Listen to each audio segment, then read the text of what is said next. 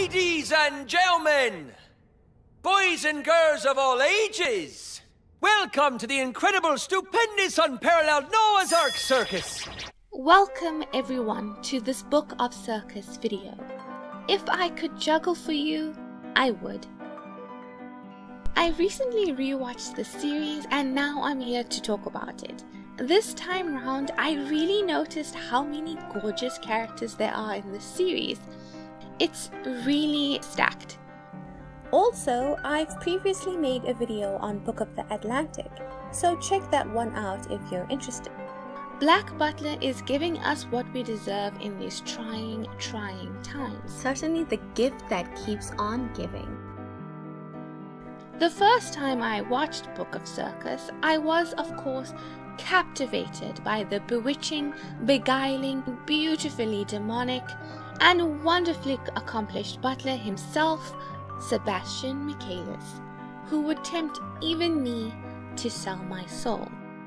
I appreciate the compliment, but I'm simply one hell of a butler. I'm going to begin with and focus on Joker, the ringleader of Noah's Ark Circus. I'm Joker, this evening's ringleader. A pleasure to meet you, it is. We've seen this jester, harlequin, clown aesthetic in other anime, and I've always been a fan. Not a big fan of actual clowns though. Hard pass on Ronald McDonald, but Hisoka, Roswell from ReZero, Adam in Skate the Infinity, yes please. Joker has orange hair in a style I'm a big fan of. I like the back and forward, the extensions at the back and the spiky, like it still kind of frames his face but like from the back. He has a skeletal prosthetic arm and purple eyes. And how can you not love purple eyes? I've always loved an accented man. A flick on the eye, a well-placed teardrop, all things we've seen work very well before. And the fang means he's a freak, and we like that. Joker comes across as friendly, kind-hearted, and jovial, with a knack for making people laugh. He's clearly the head of the family that is the circus, with the others, particularly those in the first string, really looking up to him. And of course, Beast is straight up in love with him, and I totally understand it. And though he most likely does have feelings for her too, he refuses her plea to run away together because he puts duty first and is very serious about his responsibilities. And what are his responsibilities? Just the kidnapping of small children here and there. He and the other members of the first string, minus Snake, use their circus skills and charm to snatch away children in every town they visit, and even murder police officers when they get in their way. At first we don't know why they do this and for who, but it's revealed that they steal the children for a man they call Father, who is Baron Calvin and the patron of the circus. He is also the man who saved them from a life of misery and poverty. Abandoned and abused, they lived in the gutter with only each other to rely on, until the Baron whisked them away to the workhouse, where they and other abandoned children could find happiness. He gave them new limbs so they might enjoy life a little more. So, when he suggested they form a circus, they thought, why not? And when he promised to take care of abandoned and orphaned children at the workhouse in exchange for a few stolen children here and there, they felt compelled to. This is the man that saved them, changed their lives and their bodies, and isn't this better than the street? Isn't this better than letting the children back at the workhouse steal and scavenge and live in the gutter? Isn't this the best that they could hope for? Over the hills a great way off, the wind shall blow my top.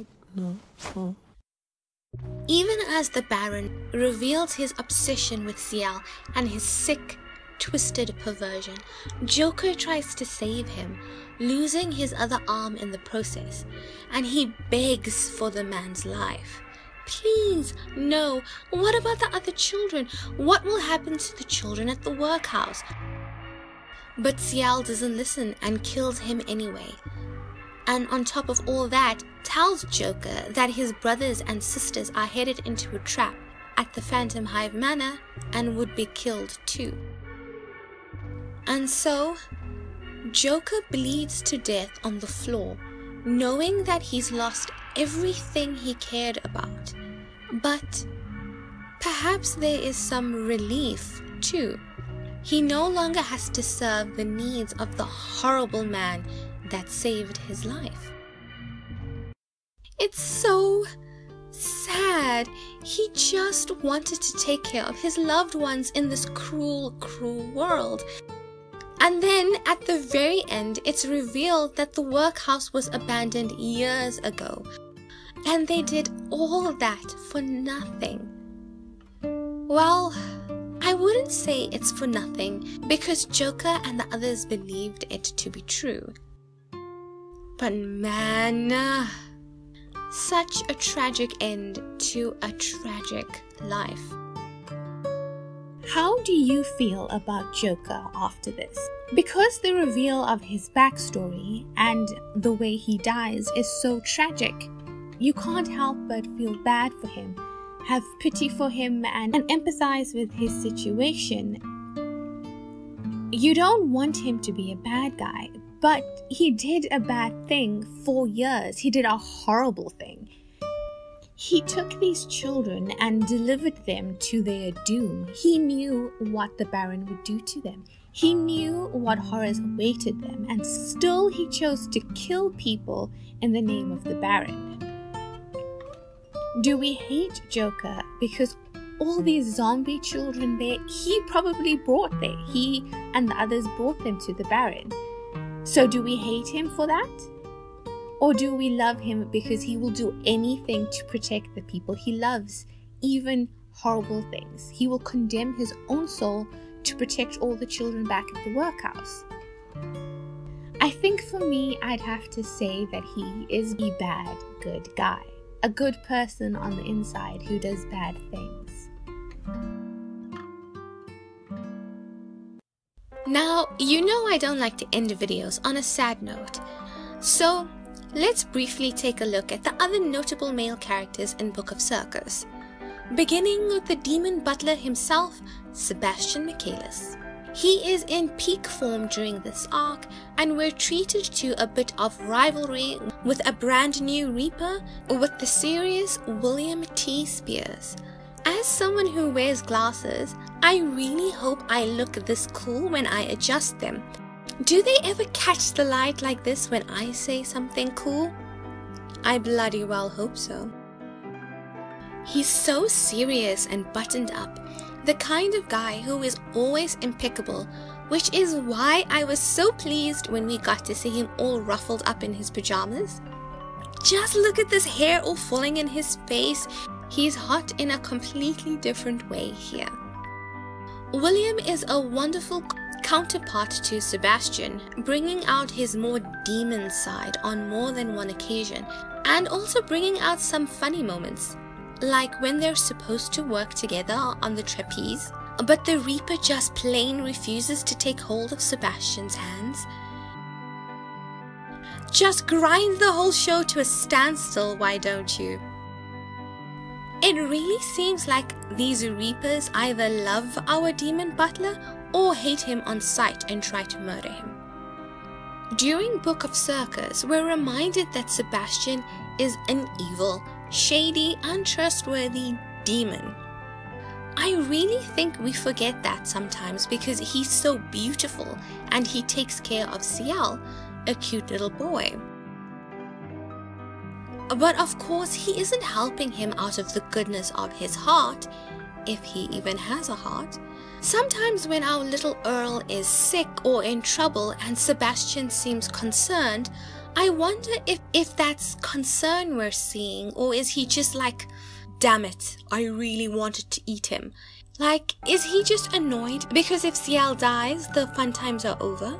And he very clearly manipulated Beast in a time of weakness in order to get information from her. At least Growl got a kick out of it. Before I end this video, quick shout out to the Prince of Bengal, who's so cute! I love his hair and he reminds me of a puppy or some other cute animal. I'm always very happy to see him. And his white-haired bodyguard. And of course Baldroy, the cook, who is welcome to work in my household any time. I don't even care that he can't actually cook. Anyways, that's it from me. Next week is another Gintama video, and then I'm actually not entirely sure. Let me know in the comments who you'd like me to cover. Please like, share and subscribe. See you next time. Bye!